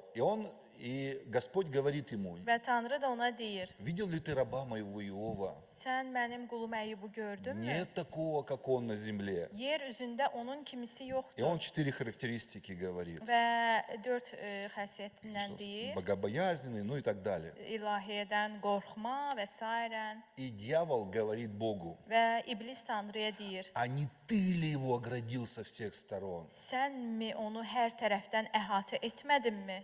Дай мне коснуться его финансов, его семьи. İmkan ver Благословит ли mənə он? onun maliyyəsinə, onun ailəsinə toxunum ki, ona И Бог xeyir da говорит verərsənmi? Bog говорит ему. Və Tanrı ona deyir: Разрешаю. İmkan verirəm, Только icazə души verirəm. его и здоровья его не трогай. İcazə verirəm. Yalnız onun qəlbinə və sağlamlığına toxunma. И вы помните, да, у него было 10 детей, они все погибли в Yadınızdadır, один день. onun 10 uşağı olur, hamısı da həlak olur. У меня первый сын родился и умер. Mənim ilk oğlum dünyaya gəldi və öldü. И я написал слова, которые Иов сказал там, когда у него все имущество погибло и все Əyyubun дети. o dediyi sözləri mən qeyd etmişəm. И я золотом написал у сына на могиле эти слова. Mən həmən Ну, sözləri не сам написал. qızıl hərflərlə yazdırmışam oğlumun Bog məzar daşı üstünə. Бог взял. Tanrı verdi, Да будет Tanrı имя Господа благословенно. aldı, qoy Rəbbin adı ucalsın. И он сказал, Xeyirqalı olsun. и во всем в этом он не согрешил, Иов. Və o, yəni buna baxmayaraq, belə şeylərə baxmayaraq günah işlətmədi. Дьявол снова приходит к Богу. İblis yenidən Tanrının yanına gəlir. Он говорит, ты видел, как он поступил? Sən gördün o necə Он davrandı? говорит, да что ты, коснись его здоровья, и он тебя проклянет. Deyir, onun sağlamlığına toxun, o səni Он говорит, я lənətləyəcək. разрешаю, только души его не Deyir, трогай. mən icazə verirəm, amma qəlbinə И toxunma. Иов покрылся проказой. Əyyub cüzamlı olur И он сел и стал сгребать себя вот эту проказу. və o yaralarını özündən təmizləyir. Его жена подошла к нему и сказала, Və onun həyat yoldaşı yaxınlaşır, ona что ты deyir, такой твердый? sən niyə belə Прокляни möhkəmsən? Бога и умри. Tanrıyı, Allahı lənətlə və öl. И он ее даже дурой не назвал. Heç onu axmaq belə adlandırmadı. Он сказал, ты говоришь, как одна из безумных этого мира. Sən deyir, bu dünyanın ağılsızları kimi danışırsan. Говорит, злое принимаем от Бога, Tanrı- доброе принимаем от Бога, Tanrıdan yaxşılığı qəbul edirik, а почему не можем принять злого? amma niyə görə pisliyi qəbul etməyək? Да, и мы видим в этом месте Писания, Və biz bu ayədə görürük ki, что Бог ограждает нас оградой. Tanrı bizi müdafiə ilə əhatə edir. И вокруг вас тоже ограда. Sizin ətrafınızda da o Но müdafiələr что var. может разрушить наше счастье? Amma bizim xoşbəxtçiliyimizi nə dağıda bilər? Мы можем начать сами разрушать эту ограду. Biz həmən o sərhədləri dağıda bilərik. И такой пример я вам хочу привести Və sizə belə bir nümunə çəkmək istəyirəm. с пьянством. Yəni sərxoşluqla. До уверования я был пьяницей. İmandan öncə mən Ya kuril, sərxoş biri Курил, idim. ну, сигареты. Siqaret çəkirdim. И первое чудо в моей жизни было Həyatımda ilk möcüzə после покаяния. tövbədən sonra. Бог освободил меня от курева. Tanrı məni siqaretdən azad etdi. Я что только не делал, клялся, что не буду курить, но Və только mən сильнее nə qədər курил. and içirdim, nələr deyirdim ki, çəkməyəcəm, amma daha da çox bağlanırdım. Я не mог не пить алкоголь, Yəni alkoqoldan imtina edə но bilmirdim. и Бог в один dень меня полностью освободил. Tanrı bir günün içində tamamilə məni azad etdi. И я до сих пор не могу просто насладиться счастьем, что я свободен. İndiyənə kimi həmən xoşbəxtlikdən həzz alıram ki, mən azadam. Не то, что мне хочется, а я сдерживаю себя. Elə yox ki, yəni mən istəyirəm və özümü Это не saxlayıram. свобода. Bu azadlıq deyil. А он просто освободил. Я просто не хочу этого. Sadəcə azad oldu. Mən onu artıq Мне вообще все istəmirəm. равно. это Yəni mənim алкоголь. vecimə deyil. И я много лет назад еще дал обет Богу, Və mən illər öncə Tanrıya vəd vermişəm. что я не буду pить алкоголь. Mən alkoqol istifadə etməyəcəm. Почему? Niyə? Для неверующих людей я сделал İmansız это. insanlar üçün Я bываю на разных праздниках, müxtəlif bayramlarda и мне oluram. бывает говорят, давай выпей. Deyirlər ki, iç. Я говорю, я не могу. Deyirəm ki, mən Они говорят, içmirəm. почему? Niyə? Я говорю, я обет Богу дал. Mən Tanrıya vəd «О, vermişəm. что за обет? Nə vəd А я vermisən? говорю, ну как монахи дают обет безбрачия, обет Necə нестяжания. monarxlar söz verirlər ki, nigahsız vəd, yəni içməmək vədi. У меня 3 прекрасных сыновей. Mənim 3 Они gözəl никто не пьют алкоголь. oğlum var və heç biri alkoqoldan Мой istifadə сын etmir. Ваня даже не pробовал. Mənim oğlum Vanya heç dadına belə baxmayıb. И другие тоже не пробовали. Başqaları da dadına baxmayıb. И я очень счастлив, что они не видят butылок у меня на Və столе. mən çox xoşbəxtəm ki, onlar mənim masamda o butulkanı görmürlər. И я также другим людям показываю правильный пример. Eləcə də başqa insanlara düzgün nümunə И göstərirəm. Библия говорит, пьяницы не наследуют Царство Və Божие. kəlam deyir ki, sərxoşlar Tanrının padşahlığını Yəni, miras olaraq И не almayacaqlar. понимаю, когда ты можешь стать, в какой момент человек становится пьяницей. Mən anlamıram ki, insan hansı anda sərxoş Поэтому olur. лучше не пить алкоголь. Ona görə yaxşı odur ki, içməyəsən. Но вот ты находишься, и представь, у тебя большая ограда вокруг тебя. Təsəvvür edin, sənin ətrafında böyük bir Но ты maneə var. начинаешь, дай-ка стопочку, ну, после бани или еще чего-то. Hamamdan sonra biraz içərəm, Или дай пивка выпью. biraz içərəm. Пиво без водки, деньги на ветер. Это есть поговорка русская. Yəni belə bir rus deyimi var. Ну, вот. И ты начинаешь разрушать свою ограду. Və sən öz sərhədlərini dağıtmağa başlayırsan. И как... Верните этот стих, да, пожалуйста. Həmin ayəni zəhmət olmasa То есть, qaytarın. кто разрушит ограду, да, Kim o sərhədi того dağıtsa, ужалит змей. yəni onu И ilan смотрите, sancar, и ты divar начинаешь sökər. разрушать эту ограду. Sən həmən o divarı dağıtmağa И этот başlayırsan. змей потихоньку начинает заползать в твою, Və в твою жизнь. həmən ilan da tədricən sənin həyatına daxil olmağa başlayır. Голова болит с утра, Səhərdən başın ağrıyır, потому что выпил слишком много. çünki çox içmisən На работу приходишь такой, не весь, не такой. və işə gəlirsən, Уволили, смотришь с работы. baxırsan ki, işdən Потому что ты qovublarmı? все больше пьешь и больше разрушаешь ограду. Çünki sən daha çox içirsən və daha çox o divarı dağıdırsan. Потом жена ушла от тебя, Sonra həyat yoldaşın səndən gedir. дети отвернулись, Uşaqların səndən imtina edir. квартира в Бладхату, ну, в такую, ну, квартиру для пьяниц превратилась. Yəni evin sərxoşun evinə dönür belə desək. Потом что-то в боку заболело, Sonra böyründə nəsə ağrıyır. а потом ты умер. Sonra ölürsən И душа пошла в ад. və sənin qəlbin cəhənnəmə gedir. И тебя отнесли на кладбище Səni məzarlığa aparırlar и похоронили. və bastırırlar. Кто виноват во всем в этом? Bunlardan hamısında kimdir günahkar? Ты виноват. Sən özün Ты günahkarsan. разрушил ограду. Sən həmən sərhədi dağıtdın. И это один пример. Bu sadəcə bir nümunədir. То же самое там с блудом, с Eləcə də воровством. zina ilə, oğurluqla, Много-много разных грехов. müxtəlif günahlarla ola bilər. Поэтому, чтобы быть счастливым, Ona görə xoşbəxt olmaq üçün береги свое пространство. öz sahəni qoru. Цени ту стену, которую Бог вокруг тебя построил. Sənin ətrafında olan o divarları Не разрушай- qoru, не hansı ki разрушай Tanrı ее. qurub. Onları dağıtma. Не давай место дьяволу, Библия говорит. Kəlam deyir ki, iblisə yol verməyin. То есть, понимаете, да, меня? Anlayırsınız məni? То есть от нас тоже много что зависит. Yəni bizdən də nələrsə asılıdır. И для того, чтобы быть счастливым, Xoşbəxt olmaq üçün береги свою ограду. öz sərhədini qoru. Не давай разрушать ее. İmkan vermə ki, o divarlar dağılsın. И дальше мы идем. Sonra irəli gedirik. 4-й пункт. 4-cü bənd. И мы на нем остановимся, и потом будет перерыв, потом будут Onunla другие темы. dayanacağıq, sonra fasilə olacaq, sonra başqa mövzular. Вот. Запишите. Qeyd edin. Очень важно Çox vacibdir не исповедоваться в грехах. günahımızın etirafı. Неисповеданный, не оставленный грех Etiraf olunmamış, несет qalmış разрушение в вашу жизнь. günah sizin həyatınızı məhv edir. И некоторые люди Bəzi неправильно insanlar мыслят. düzgün düşünmürlər.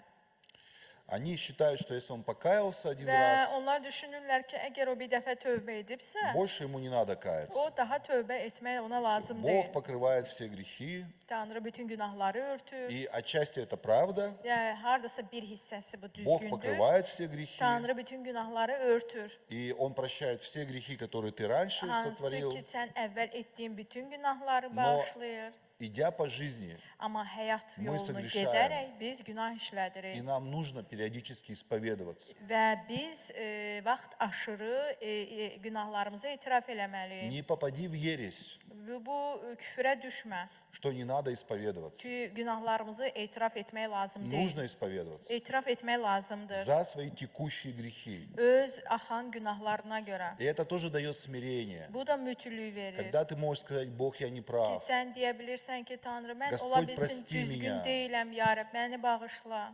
Я читал несколько книг Йонги Чо. Yəni Yongiçonun bir neçə Это kitablarını pastor, самый большой в мире oxumuşam. церкви. Dünyada ən böyük məbədin pastorıdır. Несколько лет назад я был в Южной Корее, Bir neçə il əvvəl mən Cənubi Koreyada и я там olmuşdum был в составе большой делегации. və orada böyük bir delegasiya И мы təşkil встречались с olunmuşdu Yongiço. və orada da biz Yongiço ilə Сейчас он görüşdük. уже у Господа. Artıq o Tanrı ilədir. И когда мы фотографировались, Və biz şəkil çəkəndə он передо мной сел. mənim önümdə əyləşdi. Я взял, на всякий случай потрогал его. Mən hər ehtimala qarşı ona Думаю, toxundum. может, что-нибудь передастся мне. Birdən ondan mənə nəsə ötürülər.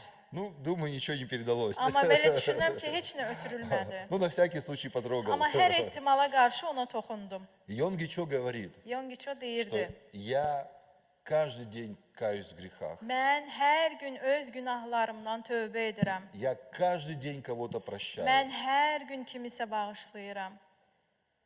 Понимаете? Anlayırsınız? Я тоже каюсь в грехах. Mən də öz günahlarımdan tövbə edirəm. И моя жена смеется надо мной. Mənim həyat yoldaşım mənə gülür. Она говорит, ты бывает исповедуешься перед всей церковью. Deyirsən, bütün kilsənin önündə tövbə edirsən. Я говорю, я готов перед всем миром Mən исповедоваться. deyirəm, mən hazıram bütün dünyanın qarşısında tövbə etməyə. Единственное, чтобы никого не напугать, Yeganə odur ki, heç kimi Своей qorxutmuyum öz etiraflarımla. только это меня bеспокоит. Yalnız bu məni narahat edir. Я готов в любом грехе Mən признаться. hər bir günahımı etiraf edə bilərəm. Перед Богом и перед людьми. Tanrının və insanların önündə. И Библия говорит, Və kəlam deyir, что если вы говорите, что вы без греха, əgər siz deyirsinizsə ki, mən то вы günahsızam, лжете, onda siz и yalancısınız правды Божией нет в вас. və Tanrının həqiqəti sizdə yoxdur. Но если вы исповедуете грехи Əgər ваши, siz günahlarınızı etiraf то edirsinizsə, Он, onda O, то есть Бог, yəni Tanrı, будучи верен и праведен, sadiq və salih Простит Tanrı вам грехи sizin günahlarınızı И sizə очистит вас от bağışlayacaq всякой və неправды. sizi hər bir natəmizlikdən təmizləyəcək. те люди, которые говорят, не надо каяться, O insanlar hansı ki deyir ki, tövbə etmək lazım deyil, я тогда ему говорю, тогда не мойся больше. onda deyirəm ki, daha yuyunma, Только ко мне близко не подходи. yalnız mənə yaxınlaşma. Потому что если ты не будешь несколько дней мыться, ты Əgər будешь sən пахнуть. günlərlə yuyunmasan, onda iylənəcəksən. Очень неприятно будешь пахнуть. Xoş, iyi gəlməyəcək səndən. Ну ты же святой. Sən ki Тебя müqəddəssən, же Бог простил. səni ki Tanrı bağışlayıb. Зачем одежду стираешь? Niyə paltarlarını Zачем yuyursan? moешься? Niyə yuyunursan? Нам нужна чистота. Bizə təmizlik lazımdır. Нам нужно исповедоваться. Bizə etiraf etmək lazımdır günahlarımızı. Некоторое время назад Bir neçə müddət я öncə проповедовал в Казахстане mən Qazaxstanda vəz с edirdim. одной женщиной, пастором. Bir qadınla bastırla. Ее зовут Наташа Зуева. Onun adı Natasha Zoyevadır. Ее муж был известный пастор, Сергей Зуев. Onun həyat Вы знаете его, yoldaşı наверное. məşhur pastırdı. Я дружил с ним, сейчас я дружу с ней. Onunla dostluq edirəm. И когда мы были в Казахстане, Və biz Qazaxstanda olanda она затронула эту тему исповедания. o bu mövzuya toxundu. Yəni günahlarını etiraf etmək И она mövzusuna. рассказала такую историю. O belə bir hadisə dedi. Говорит, мы были с мужем на одной конференции, Biz həyat yoldaşımızla bir konfransda olduq. и там было 17 тысяч человек. Orada 17 min insan var idi. Это было в США. Bu ABŞ-daydı И американцы, və Amerikalılar они могут терпеть проповедь минут 30. 30 dəqiqədən çox moizəyə dözə bilmirlər. Если она будет 40, Əgər 40 они будут dəqiqədirsə, вставать и уходить просто. onlar durub gedəcəklər. Если она будет час, Əgər 1 saat они olsa, могут вообще все разойтись, ümumiyyətlə hamısı и dağılışacaq. ты будешь пустому залу проповедовать. Sən isə boş zala moizə Ну, edəcəksən. вот такие они. Onlar belədirlər. И Йонги Чо на Və этой Yom конференции Kicho проповедовал. həmən konfransda vəz edirdi. Он вышел за кафедру, O kafedra arxasına çıxdı. и 2,5 часа, 2 saat yarım. это Наташа рассказывала, Bunu Natasha danışırdı. говорит, зал весь молчал, аж звенело все от тишины. Və zal tamamilə səssizlik içində idi.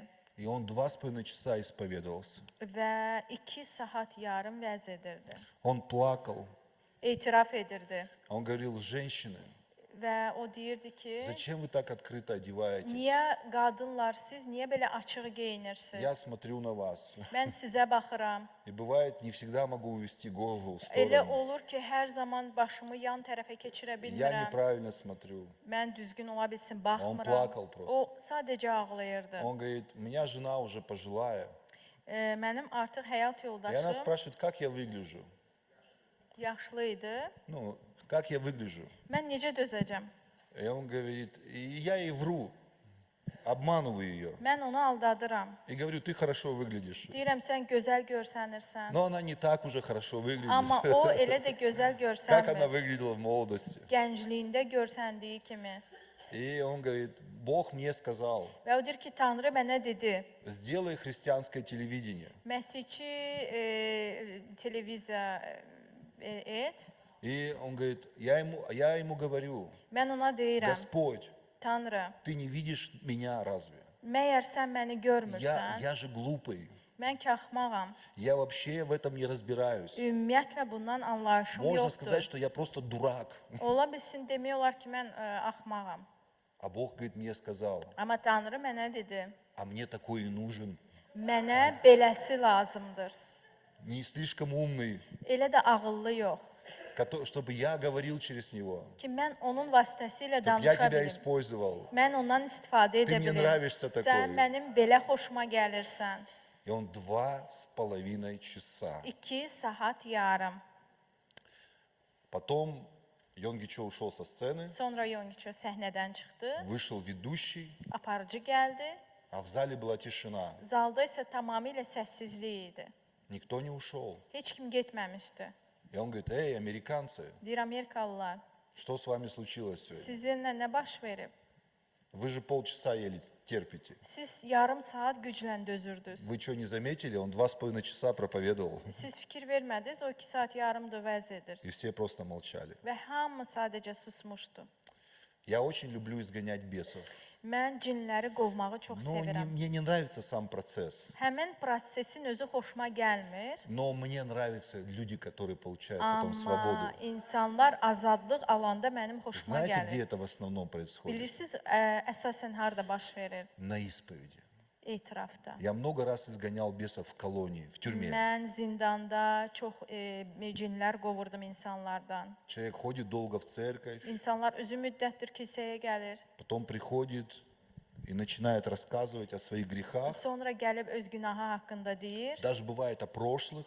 Hətta keçmişdə. Мне нельзя рассказывать, ну, о чем мне говорят на исповеди. Yəni люди. etirafda mənə deyilənləri mənə demək olmaz. Я никогда не рассказываю об этом. Heç vaxt danışmıram.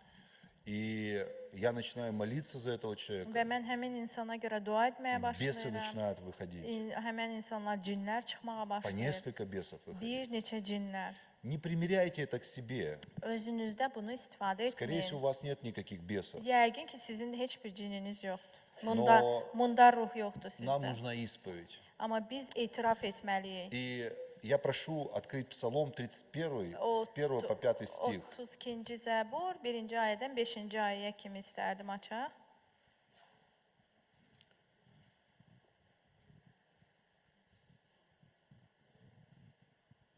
Смотрите, блажен, кому отпущены беззакония и чьи грехи покрыты. Смотрите, я немножко остановлюсь. Блаженство – это наивысшее счастье. Günahı əfv А olunan мы как раз insan, сегодня о чем говорим? Ne bəxtiyar. Как стать счастливым. yəni biz Представь, deyirik ты ki, вот- necə xoşbəxt ola Вот, bilərik. вот блажен, знаете, Yəni вот. bəxtəvərdir, nə bəxtiyardır. Когда я вот в исповедовом состоянии, знаете, ну я Мен- так, а я чаще в таком состоянии живу. Mən tez-tez bu vəziyyətdə yaşayıram. Помните, я говорил, у меня есть цыганская группа. Mən dedim, mənim qaraçı qrupum var, danışmışdım Они sizə. спокойно так поют, Onlar sakit oxuyurlar и у них очень pышные платья. və onların enli geyimləri var У них, я не знаю, как это все устроено, və bilmirəm onlar necə но им нельзя, tikilir. чтобы даже ноги было видно. Onlara heç ayaqlarının они görünməyi belə Очень olmaz. строгие. Çox ciddidirlər. И у них такой, как крючок какой-то, она бывает поднимает руку, и как бы, знаете, часть платья поднимается, но ног не видно. onlarda elə bir ki, həmən yubkaya ilişir və qaldıranda onların ayaqlarının heç bir hissəsi görsənmir. И вот они славят, бывает, Бога, Və onlar Tanrıya izzət verirlər. а потом расходятся Sonra dağılışırlar, и начинают танцевать. rəqs eləməyə Знаете, başlayırlar. как цыгане танцуют? Bilirsiniz, qaraçılar necə rəqs Там edir? просто все.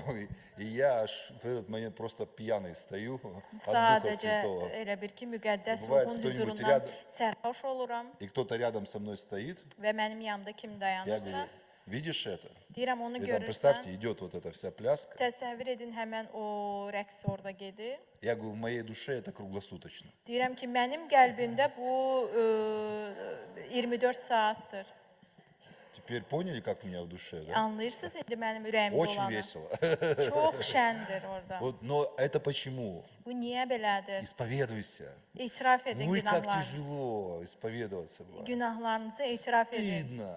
Utanıram. Какие-нибудь сексуальные грехи. Elə seksual Или günahlar var. еще какой-то, украл что-то, обманул, как Və ломает yaxud человека. nəyisə oğurlamışam, Но у вас aldatmışam. прекрасные пастора. Amma sizin gözəl Они pastırlarınız var. знают, что такое тайная исповедь. Onlar bilirlər ki, gizlin etiraf Не nədir. беспокойтесь, просто придите и исповедуйтесь. Narahat olmayın, gəlin sadəcə etiraf edin. И вот смотрите, блажен, кому отпущены беззакония. Və yazılıb ki, qanunsuzluğu bağışlanan грехи покрыты. insan nə bəxtiyardır. Kimi ki, Давайте. günahı əfv olunub. Второй стих. 2-ci ayə. Блажен человек, которому Господь не вменит греха, и в чем духе нет лукавства. Лукавство – это хитрость. Rəbb tərəfindən təqsirkar sayılmayan, qəlbində hiylə olmayan insan nə bəxtiyardır. Помните, ну вот мы вчера были, где бриллиантовая рука снималась. Və да? dünən biz Brilliant əl kinosunu harda çəkiblərsə biz orada olmuşduq. И так мне нравится этот фильм. Və mənim o kino elə xoşuma И gəlir. помните, она говорит, не виноватая я. Он, ой, Deyir, mən он günahkar сам deyiləm. пришел. O özü gəlib. Вот. И бывает, и чуть не упал, даже упал. Да, разошелся. Вот. Не виноватая, он сам пришел. Знаете, вот Mən это? günahkar deyiləm. Bilirsiniz Слушайте. siz bunu? Я учился в очень дорогой программе. Mən çox bahalı bir proqram üzərində oxumuşam.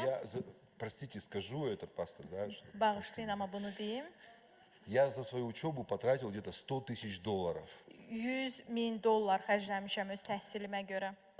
И такая, ну, хорошая, да, там учеба была. Yaxşı orada təhsil idi. И очень много предметов было по деловому общению. Əsasən də işgüzar ünsiyyətə orada təhsili. Завтра у нас будет интересный семинар, я буду вас учить общаться. Və sabah maraqlı seminar olacaq. Mən Ya sizə zaten öyrədəcəm вам necə столько ünsiyyətdə olmaq lazımdır. Я столько вам секретов O qədər открою. sirlər açacağam sizə. Завтра особыми людьми выйдете, Xüsusi поверьте мне. insanlar olacaqsınız sabah.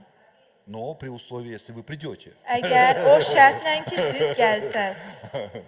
А то понятно, тепло на улице. Çöldə Я бы istidir. сам бы сейчас погулял по Баку. Mən özüm indi Bakını gəzərdim. Ну, надо всему свое время. Amma hər şeyin öz vaxtı И у var. нас была этика. Ой, минус. Сейчас я закончу. Сейчас, İndi bitirəcəm. да. И у нас сейчас, извините, да, сейчас, буквально, что-то я... Послушайте, сейчас мы разойдемся. Послушайте, у нас была этика, предмет. Və bizdə belə bir dərs mövzu var Задержимся idi. на буквально 2 минуты, а потом 2 перерыв. dəqiqə sizi saxlayacağım, sonra fasilə И eləyəcəyik. нужно было, представьте, выйти вот так вот, выйти перед Təsəvvür всей edin, группой hər kəsin önünə belə и çıxmaq рассказать lazım idi свой неэтический поступок. və öz Что-то əməlini вы deməli idi. обманули кого-то, Ki, украли у məsəl кого-то. üçün kimdənsə aldatmısınız, kimdənsə nəsə oğurlamısınız, Как lомало людей. insanları necə Вот sındırırdı. так выходили руководители больших предприятий. Və böyük o idarə edicilərin Говорили. insanları çıxırdılar. Ну, там Вася был. Məsəl üçün Vasya Ну, как бы idi. мы украли там. Deyir, biz elə bil ki, nəsə oğurlamışıq. Как бы это Вася украл-то? Elə bil bunu Vasya Ну, oğurluyur. я там рядом был. Amma mən də yanındaydım. Ну, долю тоже дали мне. Mənə də biraz hansısa bir Ну, как бы faizini veriblər. Не я виноват, Вася виноват. Mən günahkar deyiləm, Vasya Я так günahkardır. слушал и думаю, Mən də qulaq помните, asıb deyirəm ki, yadınızdadır. не ел ли ты от дерева познания добра и зла? Sən xeyir və şər ağacından yeməmisənmi? Жена мне дала, которую ты мне dал. Sənin verdiyin arvad onu mənə Кто verdi. скажет, ну ты что, Yəni Адам так necə не ola bilər? говорил. Adəm isə belə Ну хорошо, demirdi. он так сказал. O belə deyirdi. Жена мне дала, которую ты мне дал. Sənin mənə verdiyin arvad verdi mənə o meyvəni. Текст-то тот же. Həmin mətindir. Давайте сейчас закончим. Смотрите, и вот, то есть лукавство, исключи лукавство. Вот грех надо грехом yəni называть. qəlbində hiylə olmasın. третий стих. 3-cü ayə. Когда я молчал, обветшали кости мои от вседневного стенания моего.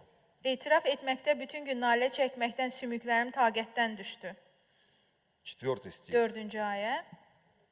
Ибо день и ночь тяготела надо мной рука твоя, свежесть моя исчезла, как от летней засухи. Əlin üzərimdə gecə-gündüz ağırlaşdı. Sanki yayın quraqlığı lетнюю məni засуху, да, как taqətdən saldı. Вы-то лучше понимаете, что такое Siz засуха.